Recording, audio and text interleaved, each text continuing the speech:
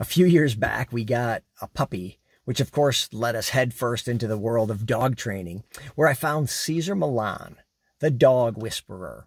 And regardless of what you think about Cesar Millan, I found out that he's relatively controversial. Who knew? But one of the concepts that I came away from his training with was called get the dogs walking. And I don't know if that's his word or my phrase, but I like it. Get the dogs walking. So the idea is that dogs consider walking their work. And when they're working, they're busy doing their thing. They don't have time for craziness or silliness. And so if you've got a couple of dogs that maybe don't get along and you get them walking, they'll be fine. They'll just do their thing. And I've tried this with dogs a couple different times where I've had friends who said, hey, you're going to be out of town. I'm like, hey, I'll watch your dog. And they're like, oh, you've got a dog. My dog doesn't get along with dogs. And I'm like, no, don't worry about it. It'll be fine. And sure enough, as soon as they left, I hitched the dogs up. And of course, they're like all getting all tangled in the leashes and it's craziness.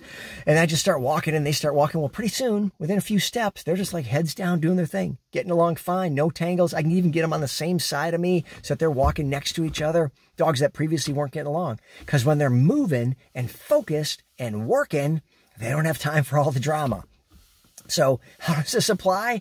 Well, sometimes you've got drama going on in your office or in your organization, and some people tend to pull other people into their drama. So they can't just be unfocused and have drama on their own. They need to like collect other people, and pretty soon you got this big problem. And rather than try to deal with that head on, I've had really good success getting the dogs walking.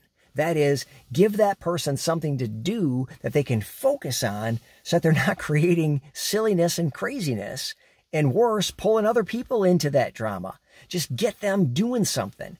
So by the end of the day, this has got to happen. Get going. By the end of the week, we got to be here. Let's get going. And you get them walking and doing their thing and focusing, and all the silliness just goes away because they don't have time for it. It just kind of dissipates on its own.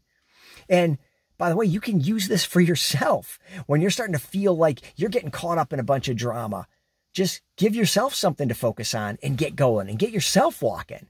So this isn't a thing like people are dogs. It's just a concept of focus. And my shorthand for it is get the dogs walking because I see it working with the dogs. I'm not saying people are dogs. I'm saying this principle works. If you get focused, you don't have time for silliness and drama. It also works great with your kids. You got kids who can't get along.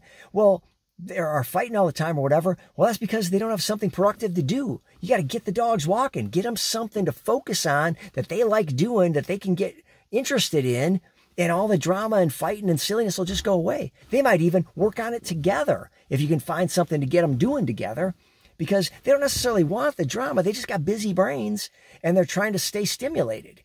But you get them walking just like the dogs or just like yourself, and these problems go away. So rather than focusing head on the drama, maybe just get the dogs walking.